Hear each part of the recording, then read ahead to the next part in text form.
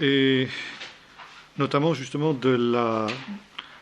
des techniques, des méthodes qui ont été développées, on avait vu la dernière fois, par le professeur Soflender Petri, entre les deux guerres, notamment à partir du site de Tel el-Khessi, qui était donc une ville qui est dans le sud d'Israël, au cours duquel il avait donc mis en évidence ce qui est le principe de base de l'archéologie jusqu'à nos jours, c'est-à-dire la stratigraphie. La stratigraphie, donc avec l'idée qu'il y a donc dans le pays d'Israël des collines artificielles qui sont créées par l'empilement de ruines de villes qui ont été reconstruites les unes sur les autres.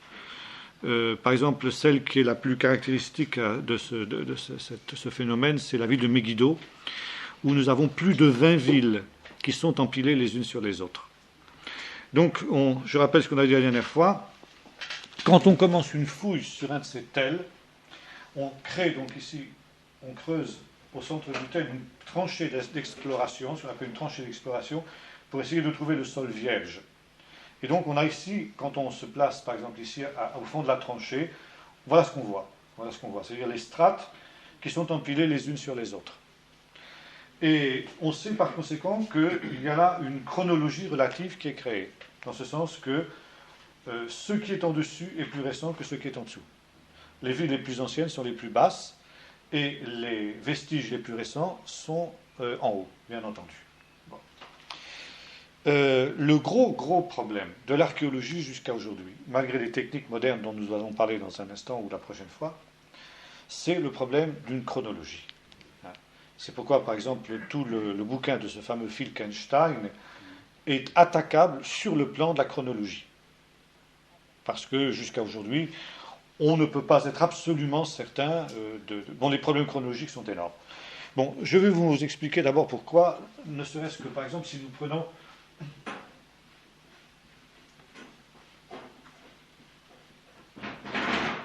ici notre schéma du tel, donc de la stratigraphie. Bon. Un tel, nous l'avons vu, se présente à peu près comme ça, si on prend ici le sol vierge, voilà, notre sol vierge, et ici, donc, nos villes qui s'installent les unes sur les autres. Première ville, deuxième ville, troisième, quatrième, etc. Bon. Alors, forcément, ça, c'est un schéma.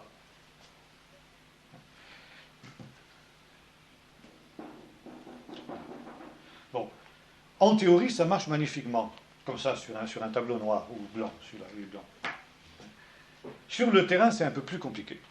C'est un peu plus compliqué pour plusieurs raisons. D'abord parce que le terrain n'est pas plat, comme ici. Et alors, vous pouvez avoir des creux et des bosses à partir du sol vierge lui-même. Et forcément, les différentes couches qui vont s'interposer suivent plus grosso modo ces accidents du terrain. Donc vous pouvez avoir ici, par exemple, je ne sais pas, une déclivité, brusquement, et vous dites, tiens, on est dans une couche supérieure, en fait, vous êtes dans la même couche, mais, si vous voulez, il y a eu une déclivité, donc vous ne l'avez pas vue. C'est ce qui se passe, par exemple, justement avec Filkenstein, à Megiddo. Bon, ça c'est un premier point. Deuxième chose, vous pouvez avoir aussi le fait que certains... Notre sol vierge, encore... Bon, vous avez un premier niveau d'occupation. Vous avez une première population qui vient, qui construit des murailles. Voilà, les murailles, bon, ces maisons, bien. Les bâtiments, bon, vous avez des temples, vous avez des bâtiments publics, vous avez des entrepôts, il y a toutes sortes, des écuries, enfin, il y a toutes sortes de constructions dans une ville. Bon. Vient un nouveau, si vous voulez, une vague d'envahisseurs. Bon, ils détruisent la ville, bon, ils détruisent ici aussi la muraille. Bien. Mais, si vous voulez, vous avez parfois des murailles qui sont tellement importantes qu'elles ne sont pas véritablement détruites, entièrement. Il y a juste une partie qui est détruite. Et alors on se dit, plutôt que de reconstruire une muraille à zéro, on va récupérer les murailles anciennes. Alors, soit on les reconstruit carrément, ou on les laisse sur place. Et alors vous avez par exemple des murailles qui peuvent avoir été en exercice pendant plusieurs périodes. parce que les différents occupants n'ont pas éprouvé le besoin de reconstruire d'autres murailles. C'est le cas par exemple à Jérusalem. Et ça aussi c'est le problème avec le brave Finkelstein qui dit il n'y a pas de muraille de l'époque de Salomon. Non, mais il y en a de l'époque cananéenne. Cananéennes récentes. Elles sont tellement gigantesques, elles sont tellement bien construites au seul endroit où on peut construire des murailles sur cette partie est de Jérusalem que David, Salomon et tous les successeurs ont gardé les mêmes murailles, bien entendu, ils auraient été bêtes de faire autrement. Alors ça c'est une première possibilité. Autre possibilité, une partie supérieure est détruite et on garde les fondations.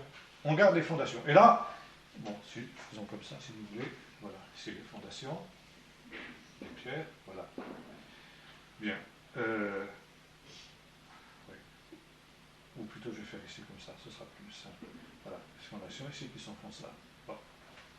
Alors là, ça c'est détruit, mais on reconstruit sur les mêmes fondations ou avec un petit décalage éventuellement. Quoi, hein. Voilà, on construit, voilà, ici avec un petit décalage. Et alors justement, si vous ne faites pas attention à ça, vous ne vous rendez pas compte que vous avez en fait ici affaire à une muraille qui est contemporaine de cette couche-là et non pas de cette couche-là. Vous comprenez ça, hein? Maintenant, il y a une chose aussi, vous avez les fondations. Maintenant, même en admettant qu'on construise, par exemple, à l'autre partie de la ville, une autre partie de la ville ici. Bon. Voilà les murailles, voici les fondations de la muraille qui est contemporaine de celle-là. Voilà. Mais, pour des raisons X ou Y, les occupants de cette couche-là ont décidé de construire leur muraille ici en retrait. Bien. Alors, ils font d'autres fondations. Vous dites, vous ne faites pas attention, vous dites, cette fondation est contemporaine. Mais non, il y a deux époques. Vous comprenez ? Mais ils ont creusé dans la couche précédente pour faire leur fondation. Donc vous vous trompez. Vous vous trompez au point de vue chronologique. Bon, c'est quelques exemples parmi d'autres de vous montrer justement que c'est pas facile de faire une fouille. Hein. Les possibilités de se tromper au point de vue chronologique sont énormes. Et si on prend le schéma de Soflin-Pété ici, encore une fois, sur un tableau, ça marche magnifiquement. Sur le terrain, c'est un peu plus compliqué. Bon. Alors, malgré tout, le système a été employé depuis cette époque-là jusqu'à nos jours. C'est encore le principe de base pour tout ce qui est de l'archéologie du Moyen-Orient. Maintenant, ce système stratigraphique permet, comme on l'a vu la dernière fois, de dater des objets. Les objets qu'on trouve, par exemple, dans cette couche-là, on sait qu'ils vont être plus récents que ceux qu'on va trouver dans cette couche-là. Ceux qu'on va trouver là sont plus récents que ceux qu'on trouve là, et ainsi de suite. Donc, si vous voulez, quand on a terminé la fouille, qu'est-ce qu'on fait ? On prend tous ces objets et on crée une chronologie relative. Une chronologie relative, ça veut dire qu'on est incapable pour l'heure encore de mettre une date, une datation sur ces différentes choses. On peut simplement dire, par exemple, je ne sais pas moi, mettons, on a trouvé ici, alors, à la fin de votre fouille, vous faites un rapport. Alors, objet trouvé dans la couche 1. Alors, vous avez, par exemple, je ne sais pas moi, une jarre comme ça.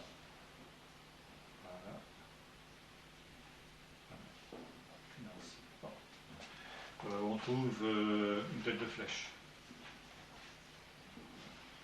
Comme ça.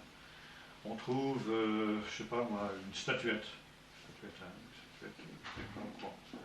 C'est Picasso qui fait. Bien. Alors ça, couche 1. Tout ça, c'est des objets qui sont contemporains. Couche 2. Alors vous avez ça sur les rapports de fouille. 2. Alors 2, vous avez maintenant au contraire un bol. Un bol comme ça. Voilà.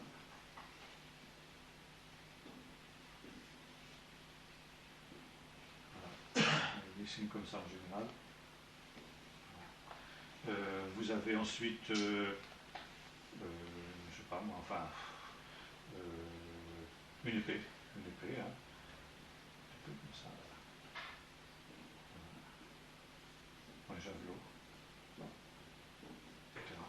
etc. Alors vous dites, ça, couche 2. Continuez, couche 3. Vous classez tous vos objets comme ça. Et vous dites, ça, c'est plus récent que ça, c'est plus récent que ça. Vous créez une chronologie relative. Et encore une fois, vous n'avez strictement, à ce stade-là, rien qui vous permette de donner une date. Quand est-ce qu'on peut donner une date précise? Ah, quand vous trouvez un texte écrit. Bon, on a dit la dernière fois que la différence entre l'archéologie et l'histoire, c'est que l'histoire travaillait sur des documents écrits et que l'archéologie travaillait sur des restes matériels des civilisations disparues. Seulement là aussi, ce n'est pas hermétique. Le cloisonnement entre histoire et archéologie n'est pas hermétique. Parce que justement, dans les fouilles archéologiques, on peut trouver des documents écrits. Et heureusement, parce qu'autrement, on serait dans la panade. Couche 3, par exemple, voilà.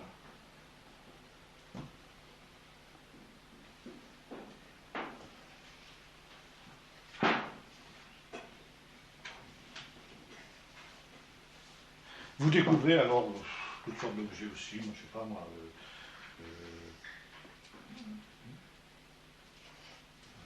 Comme ça, mettons. Voilà. Avec une base comme ça, pour enfoncer dans le sol, on mettait de l'huile, du vin, du grain, etc. Bon. Et puis soudain, alors là, miracle. Alors là, on est heureux quand on trouve ça. Vous trouvez ici un scarabée. Un scarabée égyptien avec des hiéroglyphes. Et vous avez ici le nom de Ramsès II. Ah, formidable. Si vous trouvez un document comme ça, même une simple inscription lapidaire, vous dites, tiens, cet objet et tout ce que j'ai trouvé dans cette couche 3 date de l'époque de Ramsès II.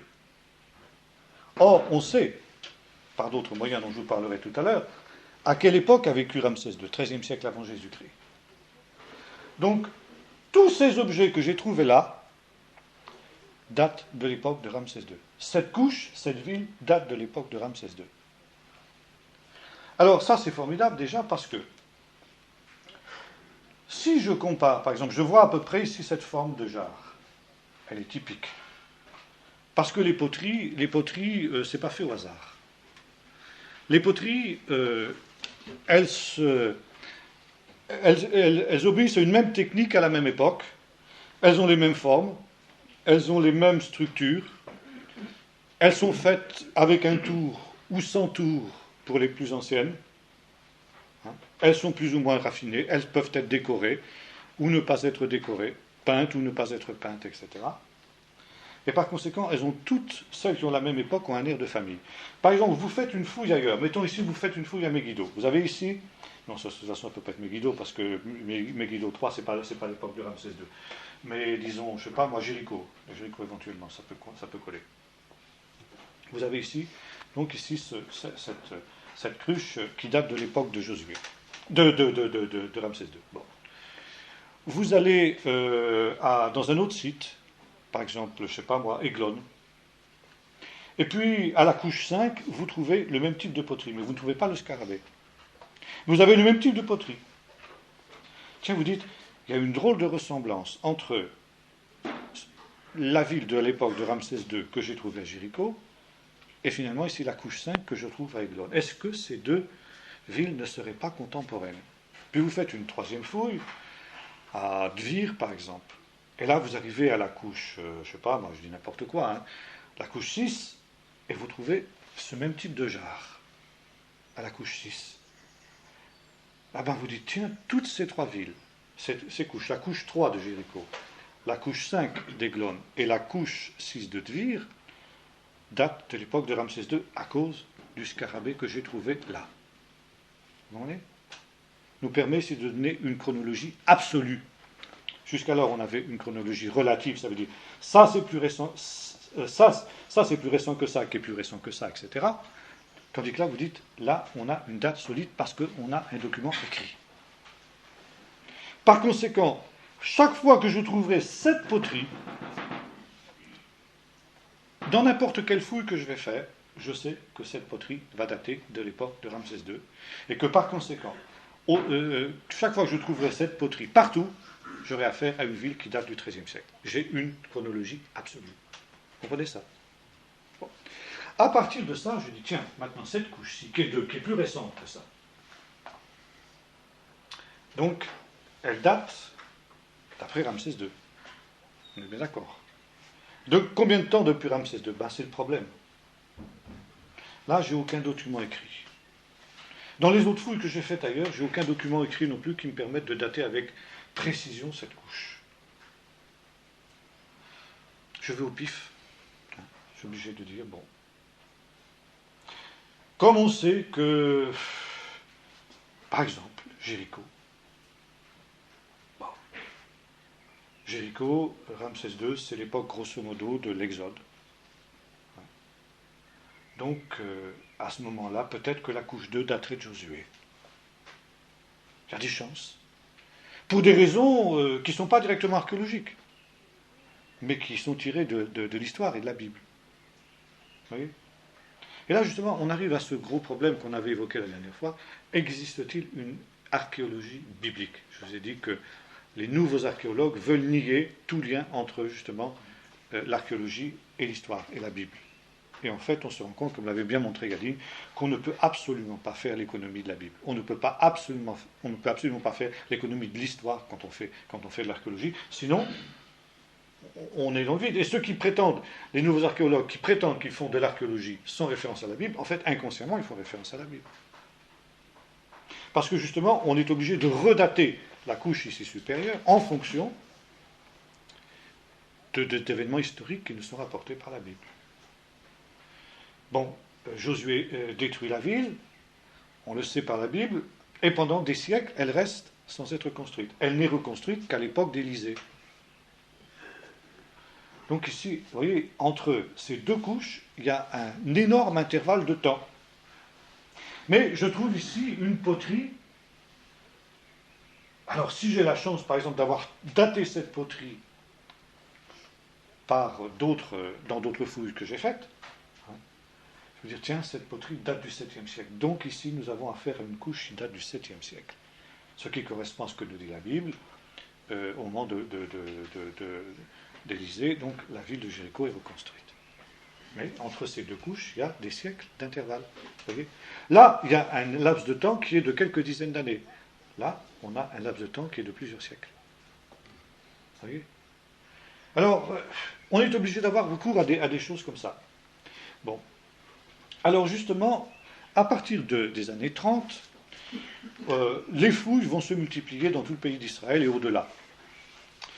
Et là, justement, on va avoir maintenant une archéologie qui va être non plus une archéologie empirique, mais une archéologie qui va être véritablement scientifique. Et c'est au lendemain de la Deuxième Guerre mondiale que l'archéologie scientifique apparaît véritablement. Là, donc, il y a d'abord, on a parlé la dernière fois du professeur Albright. Professeur Albright, premier directeur de l'American School of Oriental Research à Jérusalem. Et puis, une archéologue anglaise, qui était aussi fille de pasteur d'ailleurs, s'appelait Miss Kathleen Kenyon.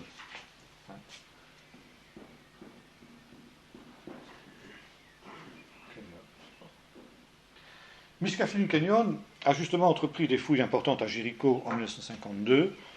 Ensuite, elle a fouillé Jérusalem, la cité de David. Elle a été parmi les premières fouilleuses de la cité de David et d'autres endroits. Et notamment, justement, à Jéricho. À partir, justement, des découvertes de Sir Flinders Petrie, de la stratigraphie, en rassemblant, justement, les résultats de toutes les fouilles qui avaient été faites, qui étaient déjà nombreuses dans les années 50, au début des années 50, quand elle a commencé à fouiller Jéricho, elle s'est rendue compte qu'on pouvait classer les poteries par époque. Et que, grosso modo, on arrivait, en recoupant justement toutes les données des différentes fouilles, comme on a essayé de le faire, on arrivait à avoir une chronologie absolue à partir des poteries. Et elle a créé donc une méthode de datation qui est encore aujourd'hui la base, à mon sens. On appelle en anglais sequence dating. Hein.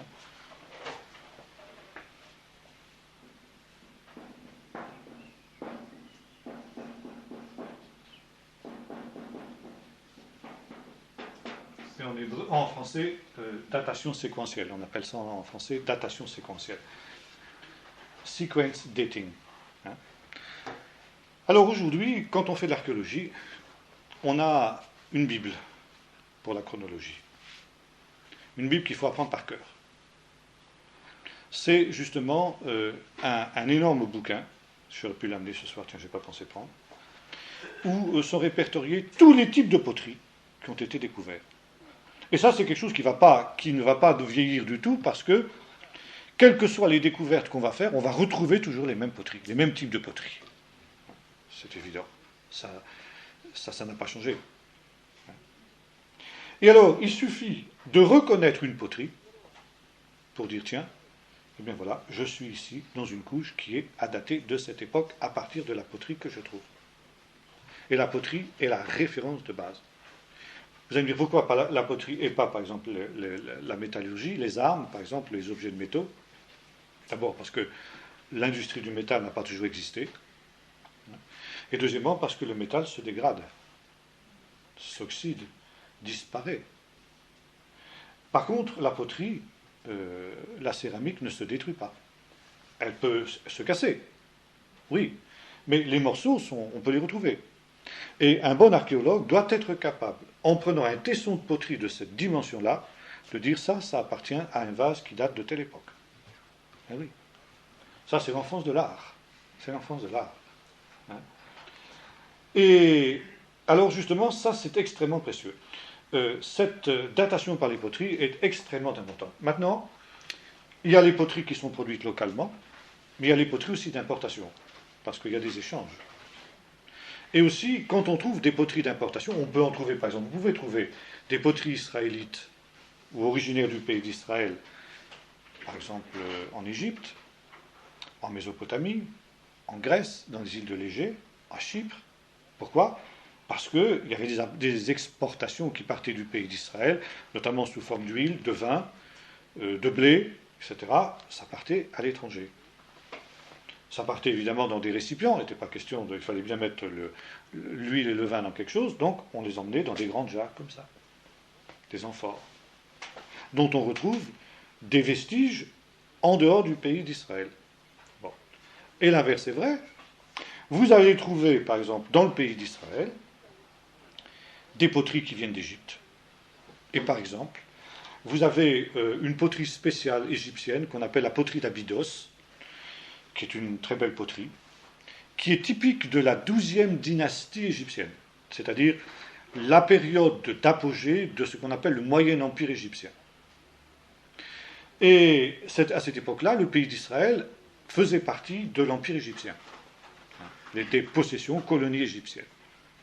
Il n'est donc pas étonnant qu'on trouve justement cette poterie d'Abydos. Pourquoi l'appelle-t-on d'Abydos ? Parce qu'on la trouve dans des tombeaux qui se trouvent à Abydos. Et alors, chaque fois qu'on trouve en Israël, quand on a la chance de trouver des vestiges de cette poterie d'Abydos, c'est une aubaine parce qu'on dit, tiens, là, on sait que la poterie d'Abydos date de la 12e dynastie égyptienne, donc 1800 avant Jésus-Christ à peu près, donc on sait qu'on est à cette époque-là. Tout de suite. On n'a pas besoin de documents écrits, on n'a plus besoin de scarabées, on n'a plus besoin de rien. Vous voyez ? Il suffit de trouver ce type de poterie, on dit, tiens, ça, ici, époque de la 12e dynastie. Même chose pour l'époque de la conquête. Alors là, justement, l'époque de la conquête par Josué, on a un type de poterie qui est tout à fait spécial, qu'on appelle la poterie mycénienne B et la poterie mycénienne C. Pourquoi mycénienne ? Parce qu'elle a été produite justement dans les îles de la Grèce, à Mycène, et sur la... Enfin, c'était pas dans les îles, Mycène c'était sur le continent, mais il y en avait aussi bien sûr dans les îles. Et il y avait à cette époque-là des échanges très nombreux qui existaient entre les Cananéens, qui étaient une civilisation très avancée, et justement les îles de la Grèce et la Grèce continentale elle-même, et Mycène. On est à peu près, si vous voulez, un petit peu avant l'époque de la guerre de Troie, donc il y avait des relations très étroites. D'échanger des marchandises. Bon, la poterie mycénienne C, notamment, est une poterie qui est superbement décorée. Comme savaient faire les Grecs, les vases grecs, vous avez peut-être vu des vases grecs comme ça au Louvre. Bon, on n'est pas encore dans la beauté des vases grecs de l'époque classique, de l'époque de Périclès, des choses comme ça, mais déjà c'est une poterie très élaborée. Bien. Et puis, dans toutes les villes du pays d'Israël, vous avez des traces de destruction totale qui se produisent à cette période-là. Souvent avec des traces d'incendie en plus. Et dans les couches suivantes, les couches supérieures, vous avez une poterie beaucoup plus fruste qui apparaît. Cette poterie, d'ailleurs, est souvent une copie, justement, des poteries cananéennes qui existaient jusque-là.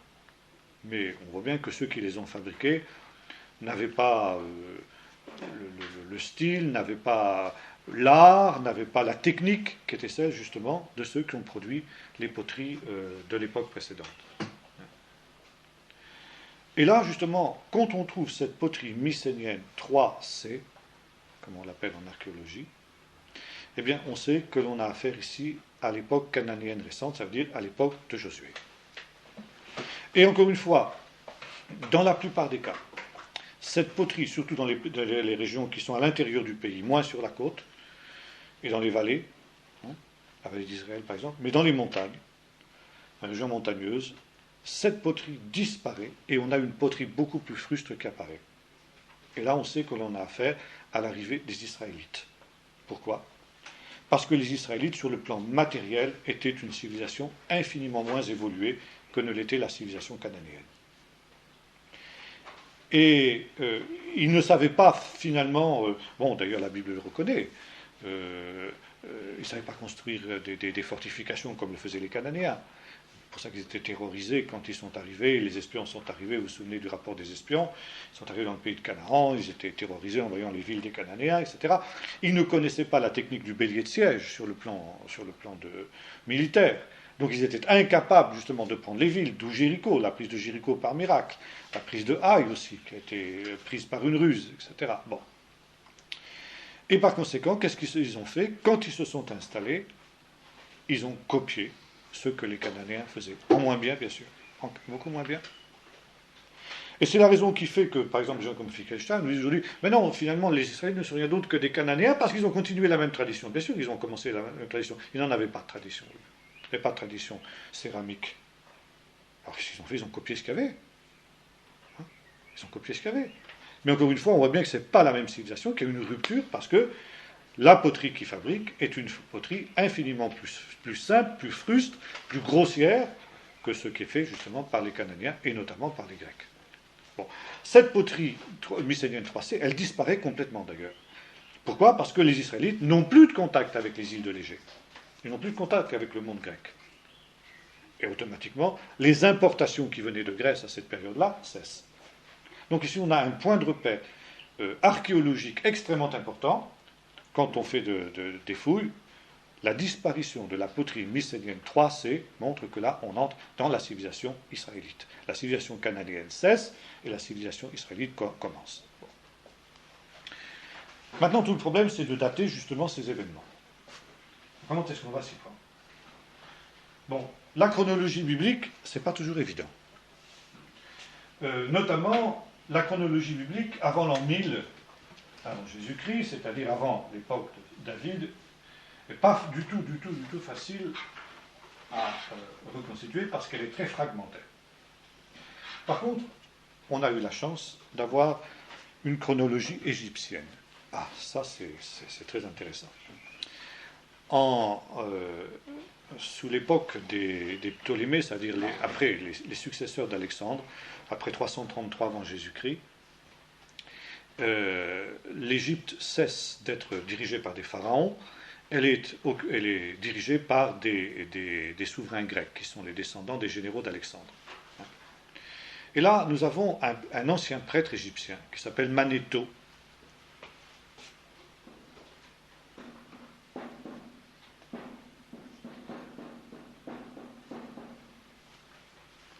Manétho va écrire une histoire de l'Égypte, depuis les origines jusqu'à son temps. Ça veut dire toute l'histoire de l'Égypte pharaonique, grosso modo.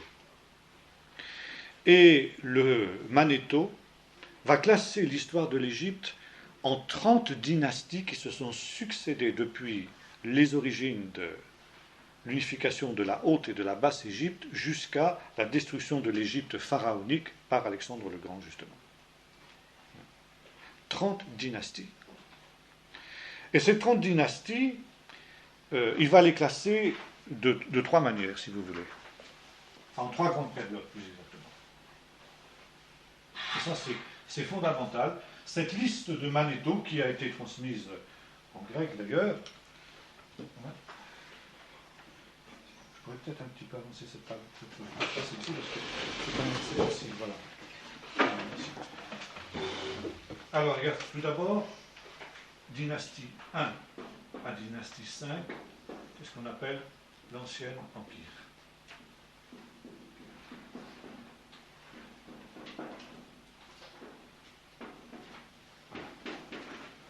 L'Ancien Empire égyptien.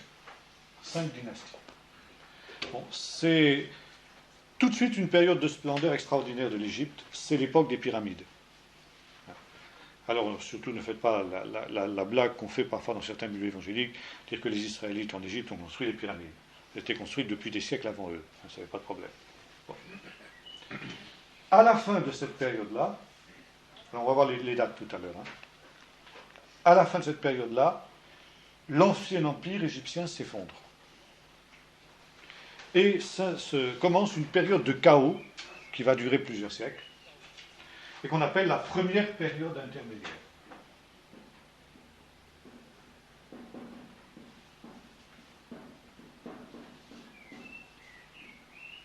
Voilà.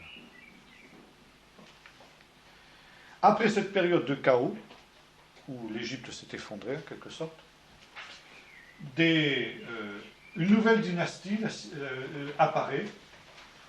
C'est plus que la sixième, je ne sais plus la date, je ne me souviens plus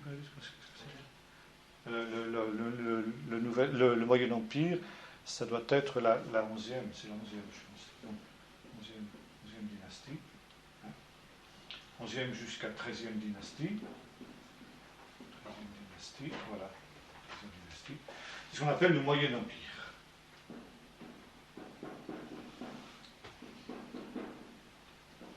Alors, ceux qui ont des souvenirs de leur cours de 6e, parce que c'est en 6e, je crois qu'on fait ça en France, hein, se souviennent peut-être d'un nom, d'un des grands pharaons égyptiens du Moyen Empire, c'est Sésostris.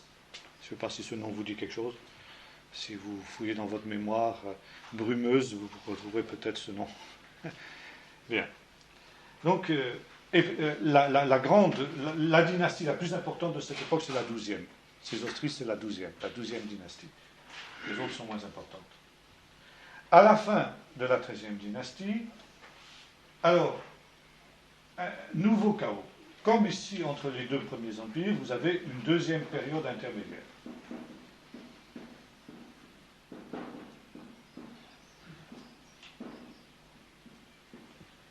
Voilà. Deuxième période intermédiaire. Et d'où vient justement cette période de chaos qui s'instaure dans l'Empire égyptien? D'Asie. Vous avez des envahisseurs qui viennent d'Asie et qui pénètrent à l'intérieur de l'Égypte. Et les Égyptiens, Manetho, donc, le considèrent comme une période noire. Ça n'était pas vraiment une période noire en fin de compte. Mais ça, c'est dans la vision des Égyptiens. Comme nous parlons du Moyen-Âge, notre idée depuis le XVIIIe siècle, depuis les philosophes des Lumières, c'est que le Moyen-Âge, c'est une période abominable. Les ténèbres du Moyen-Âge, etc. Alors que le Moyen-Âge, aujourd'hui, les historiens modernes sont tous d'accord pour connaître que le Moyen-Âge était une période extrêmement brillante. Mais c'est nos clichés, comme ça, on a une vision de l'histoire. L'histoire commence avec la Révolution française, tout le monde sait ça, dans le monde entier. Hein. La véritable histoire, avant, il n'y a rien, avant, c'est le chaos. Bon, c'est la même chose pour les Égyptiens. Hein. Deuxième période intermédiaire, parce que c'était plus des Égyptiens qui régnaient sur l'Égypte. Et les Égyptiens appellent les pharaons de cette période-là, hein, qui ont régné jusqu'à la 17e dynastie, donc 14e à 17e dynastie, ils appellent les Hyksos. En égyptien, ça veut dire les dirigeants, les leaders des pays étrangers, les leaders étrangers. Donc les Égyptiens ont eu l'impression d'être colonisés par des Asiatiques. Et ces gens-là, donc, qui étaient des Asiatiques, donc des Cananéens, si vous voulez, hein. Aujourd'hui, on pense que c'est à cette période qu'il faut fixer l'histoire de Joseph. Ce qui explique comment Joseph, un Asiatique, un non-Égyptien, ait pu devenir Premier ministre d'un pharaon. Dans une période normale, ça n'aurait pas été possible. C'est donc dans cette deuxième période intermédiaire que se situe l'arrivée des Israélites dans le pays d'Égypte, dans la foulée justement de cette arrivée de ces Asiatiques, de ces Hyksos comme on les appelle. À la fin de cette période, vous avez donc une nouvelle dynastie les Égyptiens renversent les Hyksos et les chassent. Et là, on a à nouveau la troisième période de splendeur de l'Égypte, qui est donc ici à partir de la 18e dynastie, hein, la grande dynastie des Ramsès, des Thoutmès, etc. Hein, c'est le Nouvel Empire. Nouvel Empire. Ça, c'est la grande période de l'Égypte classique, Ramsès II, Thoutmès III, Séti Ier, etc. Enfin, toute l'Égypte comment dirais-je, d'images d'Épinal qui traînent partout. Hein. Donc, le Nouvel Empire. Alors, évidemment, c'est au début de cette période du Nouvel Empire qu'a lieu l'exode, l'exode et la conquête. Bon. Et puis, après donc la 19e dynastie, qui est encore une dynastie brillante, hein, l'Égypte entre en décadence. En décadence, une décadence qui va durer plusieurs siècles, jusqu'à sa conquête définitive par les Perses, puis ensuite par Alexandre le Grand. Donc jusqu'à l'époque de Manéthon. Et là, on arrive donc à la 30e dynastie. 30e dynastie, qui est la dernière. Bon. On comprend qu'ici, 30, un chiffre rond, c'est un peu un chiffre artificiel. C'est un chiffre, c'est un stéréotype. Manéthon a classé, donc, si vous voulez, les dynasties égyptiennes pour que ça fasse 30. Il les a fait coïncider. Bon. Mais si vous voulez, grosso modo, le tableau de Manéthon tient. Il est historique. Il est grosso modo historique. Néanmoins, il y a quelques problèmes. On s'est rendu compte, les égyptologues et les spécialistes se sont rendus compte qu'il y a quelques difficultés. Bon, la première difficulté, c'est ce qui concerne le début de l'apparition de l'Ancien Empire. Finalement, Manéthon a pris un système très simple.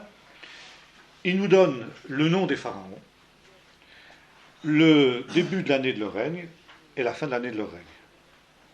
Donc, les choses paraissent simples. Il suffit d'additionner les âges de tous les pharaons pour avoir un tableau chronologique exact. La durée du règne de tous les pharaons pour avoir une vision exacte. Bon, en fait, justement, on s'est rendu compte que ce n'est pas si simple. Ce n'est pas si simple pour plusieurs raisons. D'abord, parce qu'il y a parfois ce qu'on appelle des phénomènes de corrégence. Vous avez ça dans la Bible aussi. Ça veut dire qu'il arrive parfois qu'un fils commence à régner du vivant de son père. Par exemple, c'est le cas entre David et Salomon. Si vous prenez, par exemple, si vous faites l'erreur qu'a fait Manéthon, vous voyez dans la Bible que David a régné 40 ans et Salomon a régné 40 ans. Donc vous additionnez 40 plus 40 égale 80. Donc la durée totale du règne de David et Salomon, c'est de 80 ans. Faux. Pourquoi ? Parce que vous avez oublié de prendre en compte le fait que Salomon a commencé à régner quelques années avant la mort de son père. Combien d'années ? On ne sait pas, justement. C'est ça le problème. On sait simplement qu'il a commencé à régner du vivant de son père. Même chose, par exemple, entre Jotham et Ozias. Ozias qui était devenu lépreux et qui ne pouvait donc plus assurer le gouvernement, et par conséquent, il a mis les rênes du pouvoir à son fils. Mais la Bible compte, si vous voulez, le règne d'Ozias depuis le moment où il a commencé à régner jusqu'au moment où il est mort. Donc, si vous voulez, il y a un temps pendant lequel les deux rois, les règnes des deux rois se chevauchent. Donc, si vous ne faites pas une soustraction, votre chronologie est fausse. Même chose ici avec Manéthon, vous avez des problèmes comme ça. Maintenant, il y a un autre problème. C'est que les dates des rois ne sont pas comptées comme dans notre civilisation occidentale.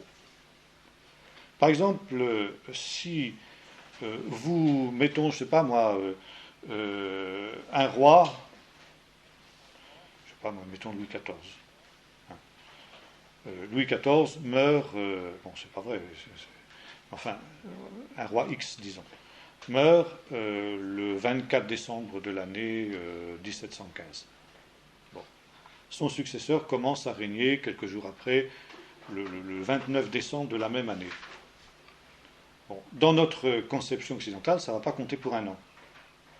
Pour les anciens, c'est compter un an, même s'il y a 3 jours à la fin de l'année.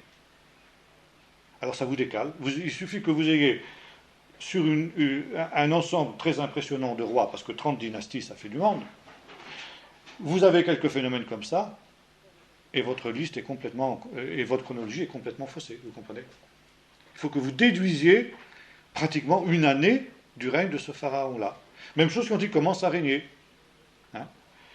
Vous avez aussi d'autres phénomènes qui jouent, c'est que les dates du Nouvel An n'ont pas toujours été les mêmes pendant toute l'histoire de l'Égypte. Sous l'Ancien Empire, sous le Moyen Empire et sous le Nouvel Empire, on comptait le Nouvel An à partir de dates différentes. Et vous pouvez parfois avoir des intervalles de quelques mois entre les différents Nouvel An, donc l'année qui ne commence pas au même moment. Donc et si vous prenez toujours le même point de repère, vous vous trompez, parce qu'au bout sur 30 dynasties, ça vous fait un décalage important. Bon, ça c'est tous des problèmes de spécialistes. Aujourd'hui, on a pu corriger grosso modo la liste de Manetho, et on a une chronologie égyptienne qui est à peu près certaine, sauf pour ce qui est de l'Ancien Empire. Et l'Ancien Empire, vous avez deux dates encore. Vous avez ce qu'on appelle la chronologie longue, qui fait partir le règne du premier roi Ménès de l'année 3100 environ avant Jésus-Christ, environ, 3100 avant Jésus-Christ. Et vous avez ce qu'on appelle la chronologie courte, qui la fait partir de 2 siècles plus tard, c'est-à-dire de 2900 avant Jésus-Christ. Vous voyez que c'est quand même important. 2 siècles, c'est pas rien. Donc vous avez une erreur possible pour ce qui est de la chronologie du Moyen Empire, de 3100 à 2900. Bon. Alors ensuite, nous arrivons à la première période intermédiaire, c'est-à-dire grosso modo jusqu'à 2100 avant Jésus-Christ. Le Moyen Empire, 1900 à 1750. Deuxième période intermédiaire, 1750, 1550, environ, ça c'est des chiffres, c'est pas l'année près. Et ensuite, donc, vous avez jusqu'à la fin, jusqu'à 333, jusqu'à 333 avant Jésus-Christ, conquête d'Alexandre. Voilà grosso modo, si vous voulez, les 3 périodes. Bon. Maintenant, on a vu un phénomène la dernière fois très intéressant, c'est que le Moyen-Orient est toujours une oscillation entre la rivalité entre les populations sédentaires et les populations nomades, les populations qui habitent dans le désert. Et finalement, quand les populations sédentaires sont fortes, puissantes, elles maintiennent à distance les bédouins du désert, qui, au maximum, peuvent se permettre des rizous, c'est-à-dire des raids de pillage, mais ils ne peuvent pas s'installer, ils ne peuvent pas rester. Bon. Quand le pouvoir central devient faible, les Bédouins pénètrent à l'intérieur du pays sédentaire et, au besoin, supplantent la civilisation qui les a précédés. C'est ce qui se passe, vous l'avez compris, dans les 2 périodes intermédiaires. Pourquoi, justement, ici, cette deuxième période intermédiaire et apparition d'un nouvel empire? Parce que, justement, le chaos qui a marqué la fin du Premier Empire, l'anarchie qui a marqué la fin de l'Ancien Empire, a permis à des Bédouins du désert de venir s'installer et prendre le pouvoir, et ils créent à leur tour un nouvel empire. Même phénomène se produit au bout de plusieurs siècles. Ils décadent, et à nouveau, donc, les Hyksos, peuple, pas vraiment nomade, mais quand même peuple barbare par rapport à la civilisation égyptienne, est assez puissante pour venir s'installer à la place des Égyptiens. Bon, la réaction égyptienne, c'est un phénomène un peu différent. Les Hyksos sont chassés, mais finalement, apparition d'un nouvel empire. Bon. Maintenant, on constate une autre chose. C'est qu'en Mésopotamie, on a vu la dernière fois le caractère complémentaire des 2 civilisations anciennes.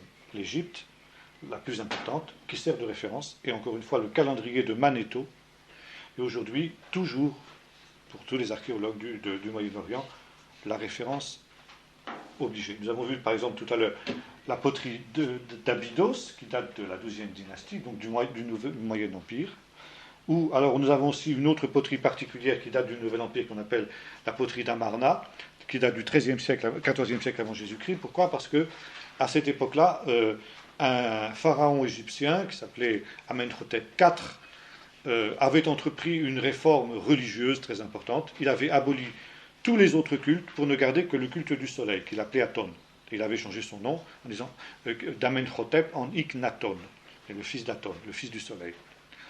Et il avait transporté sa capitale à un endroit qui était situé dans le delta, qui s'appelait Amarna. Et là, s'est développé pendant toute la période d'Amarna, pendant toute la durée de la vie du roi Akhenaton, un type particulier de poterie qu'on appelle justement la poterie d'Amarna. Bon. À cette époque-là aussi, l'Égypte était, plutôt la terre de Canaan était protectorat égyptien. Donc on trouve un peu partout, dans le pays d'Israël, de la poterie d'Amarna. Et là, on sait bien que après la mort du roi Akhenaton, Amarna a été détruite. Et ce type de poterie disparaît. Donc, chaque fois qu'on trouve de la poterie d'Amarna en Israël, on sait qu'on a affaire à la période d'Iknaton, 14e siècle avant Jésus-Christ. C'est un point de référence. Hein, et c'est pour ça qu'il faut connaître l'histoire de l'Égypte. Tout archéologue et tout historien de la Bible se doit de connaître l'histoire de l'Égypte. Et la liste d'Iknaton en particulier, pour avoir justement un tableau chronologique. Encore une fois, l'histoire de l'Égypte est le point de repère chronologique obligé de l'histoire biblique. Bon. Maintenant, il y a un autre empire, nous l'avons vu, à côté de l'Égypte. Enfin, à côté, pas assez loin quand même, enfin, c'est l'empire, c'est la Mésopotamie. Et là, justement, on constate quelque chose de très intéressant aussi en Mésopotamie, c'est qu'on a exactement le même schéma de l'histoire. Ça veut dire qu'à peu près à la même époque que l'apparition de l'Ancien Empire, bon, un petit peu plus tard, disons, bon, on a vu que pour l'Empire égyptien, on peut remonter jusqu'à 2100. Pour ce qui est de la Mésopotamie, sur le plan d'une civilisation élaborée en tout cas, bon, il faut remonter à 2900, 2800 à peu près, mais qui a à voir avec les origines de l'humanité, les tout premiers chapitres du livre de la Genèse. Mais la civilisation sumérienne était inconnue jusqu'au début du siècle dernier, et c'est le professeur Sir Leonard Woolley en particulier qui a permis la découverte justement de la civilisation sumérienne. Bon, cette civilisation sumérienne va essentiellement peupler la région sud du golfe Persique, c'est-à-dire la région de Bassora, si vous voulez, de toute cette région-là, jusque Bagdad, jusqu'au sud de Bagdad actuel.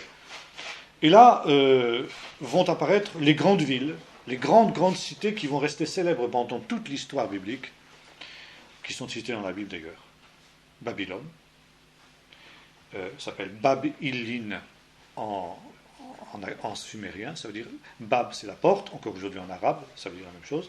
Bab-Illin, il c'est Dieu, au pluriel, donc la porte des dieux. Hein. Et c'est la tour de Babel, finalement, qu'est-ce que c'est la tour de Babel? C'est la porte du ciel, hein, la porte des dieux. C'est le moyen, l'endroit de la relation entre le ciel et la terre. Bon. Nous avons la ville d'Uruk, qui est l'Erech biblique. Il est question dans le livre de la Genèse également de la ville d'Erech. Calné, la ville de Kalar, qui s'appelle également Nimrod, le Nimrod de la Bible, était peut-être originaire de cette ville qui s'appelle tantôt Kalar, tantôt Nimrod, etc. Donc 5 villes saintes qui vont être pendant toute l'histoire les villes saintes de la Mésopotamie. Bon. Quelques siècles plus tard, 2300 avant Jésus-Christ, une nouvelle peuplade venant du désert s'installe dans cette région-là. Et alors que les Sumériens étaient un peuple non sémite, le nouveau peuple est un peuple sémite, qui va parler une langue sémite proche de l'hébreu, qu'on appelle l'akkadien. Et donc ce peuple est le peuple akkadien.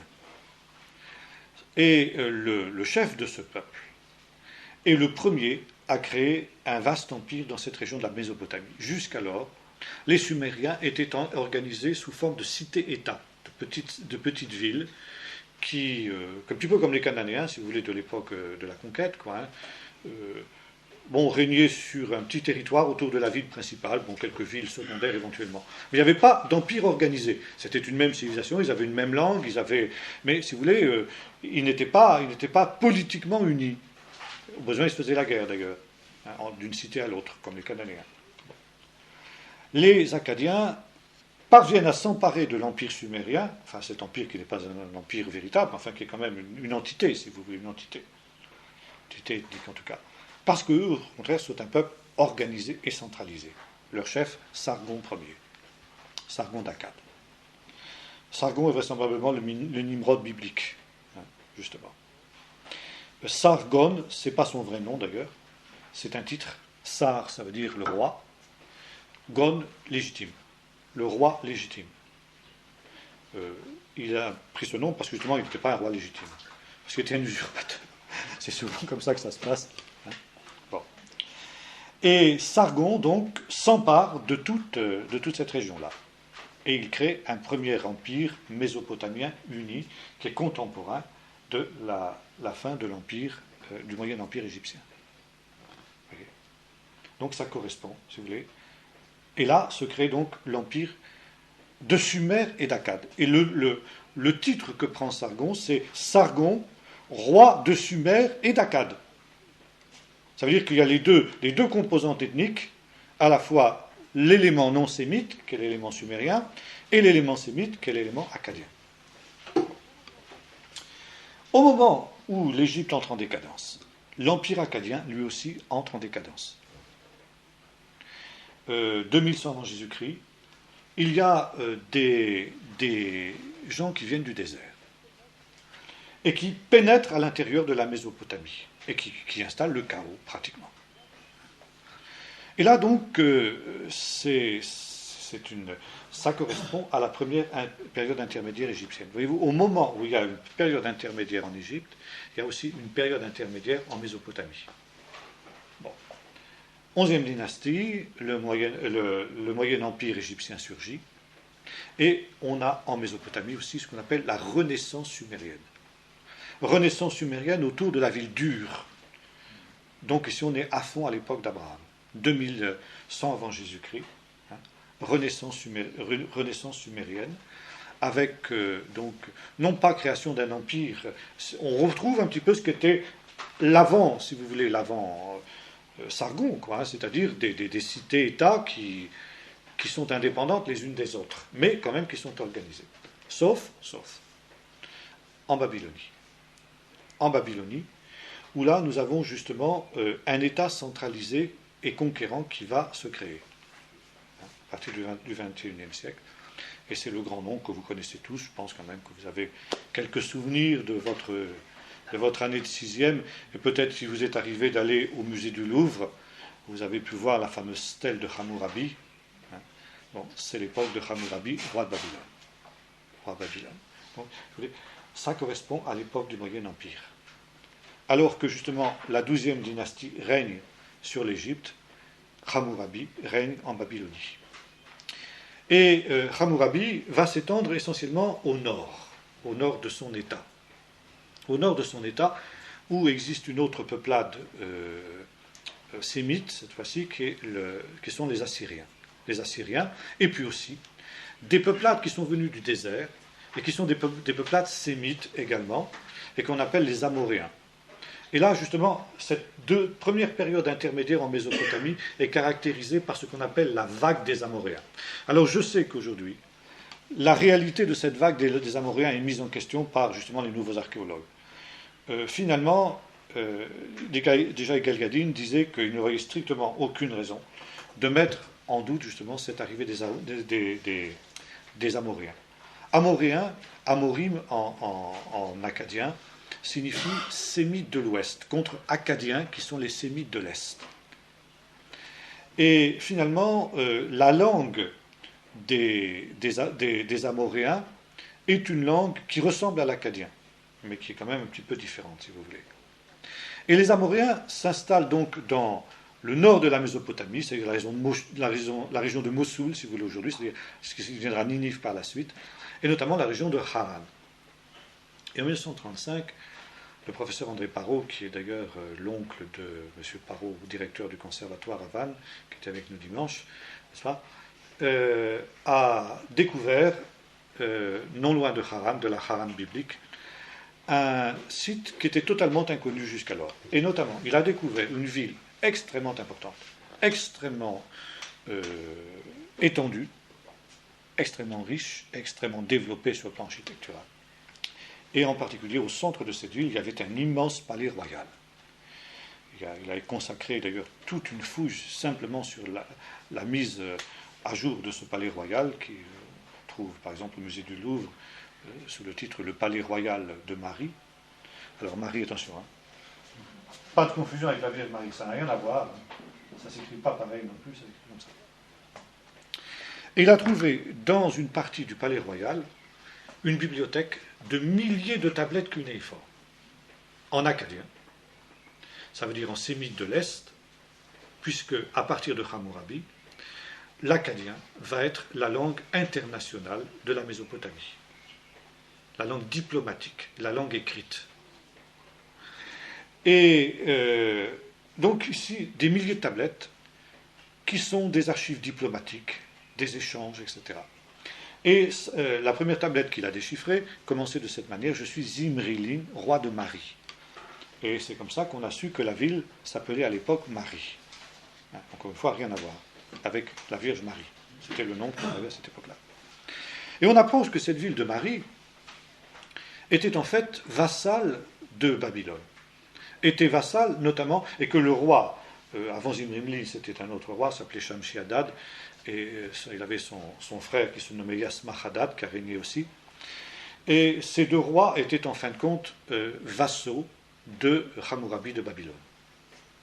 Alors il y a tout un échange de correspondance avec Hammurabi, etc. Bon, des archives à la fois diplomatiques, commerciales, des reçus. Marie était un relais important de caravanes, et il y avait donc des échanges qui allaient jusqu'à la Méditerranée, depuis le golfe Persique jusqu'à la Méditerranée. Ensuite des bateaux qui longeaient la côte, qui partaient en Égypte. Il y avait donc des relations avec l'Égypte. Puis il y avait des caravanes qui remontaient justement le long du Tigre et de l'Euphrate, jusque au nord, puis redescendaient ensuite par le pays d'Israël jusqu'en Égypte, éventuellement même jusqu'en Arabie du Sud. Donc déjà un commerce extrêmement sophistiqué. Et contrairement justement à ce qu'ont affirmé des gens comme Finkelstein, on apprend qu'il y avait déjà des commerces de chameaux qui se faisaient. Finkelstein nous dit que le chameau n'apparaît qu'au XIIe siècle. Désolé, M. Finkelstein ne connaît pas ces classiques, il devrait les relire, n'est-ce pas? On trouve déjà dans les lettres de Marie et à Babylone même des lettres où il est question justement de chameaux. D'échanges de chameaux. Il y a même des statuettes de chameaux qui étaient représentées, qui étaient des offrandes votives à des dieux, vraisemblablement pour des voyageurs qui avaient voyagé dans des conditions satisfaisantes après avoir fait un vœu à tel dieu pour les protéger, puis qui, pour le remercier de les avoir protégés pendant son voyage, leur offrait une statuette de chameau. On a retrouvé des ossements de chameaux, ce qui prouve que le chameau existait bien à cette époque-là, comme le dit la Bible. Chose très intéressante aussi, le professeur Parot a trouvé parmi ses fouilles une tablette où on trouve aussi, très intéressant, par exemple, des prophètes. Le prophétisme biblique existe déjà en quelque sorte à Marie. Puis chose intéressante aussi, la langue de Marie, bon, c'est l'acadien, la langue des lettres, mais ce n'est pas la langue maternelle de ces gens-là. Et quelquefois, le scribe qui écrit la lettre en acadien, il lui manque un mot en acadien. Alors qu'est-ce qu'il fait? Il écrit dans sa langue. Il ne se casse pas la tête. Comme si vous écriviez en anglais, je ne sais pas moi, the weather is very nice, but aujourd'hui it is bad. Parce que vous ne savez pas comment on dit aujourd'hui en anglais, alors vous avez bien français. Bon, alors on peut avoir une idée de ce qu'était la langue de Marie. Et chose étonnante, c'est un hébreu ancien. C'est l'ancêtre de l'hébreu. Et alors, chose intéressante aussi, on retrouve les coutumes qu'on trouve dans la Bible. Par exemple, le rôle très important joué par les prophètes à Marie. Les prophètes qui ont des songes, des visions, des révélations, et qui interpellent les rois. Tel Dieu te fait dire, fais attention à ceci, fais attention à cela, tu peux aller dans cette expédition, le Dieu va être avec toi, va te donner la victoire, etc. Alors que dans les autres pays, on avait affaire à des techniques divinatoires, par des techniques particulières, l'examen d'entrailles d'animaux, de foie, par exemple, on a en Mésopotamie des exemples de foie en terre où ils sont écrits, si le foie est comme ci, comme ça, c'est pas, bon, ça veut dire ceci, ça veut dire cela, etc. À Marie, on n'a pas ça. On a une révélation directe des dieux, exactement comme dans la Bible. Et puis, chose intéressante aussi, bon, on n'est pas loin de Haran à Mari, hein. Il y avait tout autour du royaume de Mari des sentinelles qui veillaient justement à ce que les bédouins du désert ne viennent pas faire des réseaux. Et il y en a un qui écrit un jour au roi et qui lui dit ceci: voilà, est arrivée une caravane de Benjaminites à Mne Hanina. Bon. Ça veut dire quoi? Benjaminite en hébreu, ça veut dire fils de la droite. C'était une manière de désigner les points cardinaux à cette époque-là. On se plaçait vers le nord, et par conséquent, l'est, c'était la droite, et l'ouest, c'était la gauche. Fils de la droite, ça veut dire des gens qui viennent de l'est. Et ces gens-là, il était dit, sont des adorateurs du dieu de la lune. Et ils demandent l'autorisation de s'installer autour de la ville de Haran. Qu'est-ce que je fais? Est-ce que je leur donne l'autorisation ou est-ce que je les refoule? Bon, on ne sait pas ce que le roi a répondu, mais enfin, apparemment, ils ont réussi à s'installer dans cette région-là, les Benjaminites, parce qu'il en est question dans d'autres lettres qui viennent après. Et le professeur Parot a dit, ben ça, c'est la famille d'Abraham. Selon le Midrash, la famille d'Abraham était des adorateurs de la lune. Ce n'est pas dans la Bible, ça ne nous est pas dit dans la Bible. Mais il y a une ancienne tradition orale qui s'est transmise jusqu'au Moyen-Âge, où le Midrash a été mis par écrit, qui dit que la famille d'Abraham était des adorateurs de la lune, du dieu Sin. Et justement, fils de la droite sont venus de Mésopotamie, d'Ur, s'installer dans la région de Haran. Ils ont adopté la langue du pays, l'hébreu. Et puis de là, Abraham est parti vers le pays de Canaan, c'est l'époque. 20e siècle avant Jésus-Christ. Si nous retrouvons la chronologie biblique, nous retombons justement à cette époque-là. Et là, nous retrouvons nombre de coutumes, même des coutumes légales. Par exemple, si la femme est stérile, le mari a le droit de se remarier avec son esclave, et le fils qui naît de cette femme est considéré comme son fils. C'est l'histoire d'Ishmaël.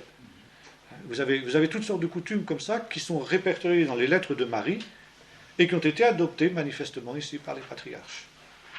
On est dans l'époque patriarcale ancienne qui correspond donc ici à l'époque du Moyen Empire égyptien et justement de la période de splendeur de l'Empire babylonien, car à cette époque-là, finalement, le royaume de Marie était vassal de la Babylonie, de Hammurabi et des successeurs de Hammurabi. Alors on ne va pas dater à l'année près, évidemment, la migration d'Abraham, c'est pas possible, mais grosso modo, donc on sait à peu près que c'était cette période-là, 19e siècle avant Jésus-Christ. Bon, on va s'arrêter là pour ce soir. Est-ce que vous avez des questions à poser là-dessus? Je demandais tout à l'heure, vous parliez des trois couches, de scarabée, la description hiéroglyphique de Ramsès. Oui. Mais est-ce que des objets comme ça n'auraient pas pu se trouver dans la deuxième couche?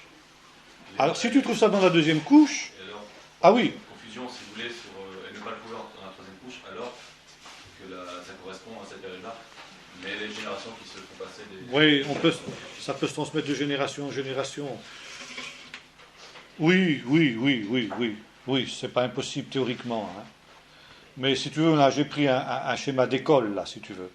Si tu veux, chaque objet doit être étudié un petit peu in situ et tout ça, quoi. Hein. Alors oui, ça peut se faire. Mais enfin, quand même, si tu veux, quand on retrouve un scarabée dans une couche, il y a d'autres indices en général qui nous permettent, c'est celui par exemple de la poterie. Si tu as une poterie qui date du XIIIe siècle avant Jésus-Christ, tu as pas la fameuse poterie mycénienne, par exemple, tu sais bien que tu ne peux pas avoir affaire à une autre époque que celle des grands pharaons, Séti Ier, Ramsès II, des pharaons du XIIIe siècle, quoi. Donc vraisemblablement là, bon. En tout cas, que tu trouves un pharaon, quelque chose de Ramsès II, tu as ce qu'on appelle une date antéquenne. Ça veut dire tu ne peux pas descendre au-delà. Tu sais bien que, à la limite, comme tu dis, ça peut être postérieur à Ramsès II, mais ça ne peut pas être antérieur à Ramsès II. On appelle ça une date antéquenne. C'est-à-dire au-delà de laquelle on ne peut pas remonter. Bon, on va rester là pour ce soir alors.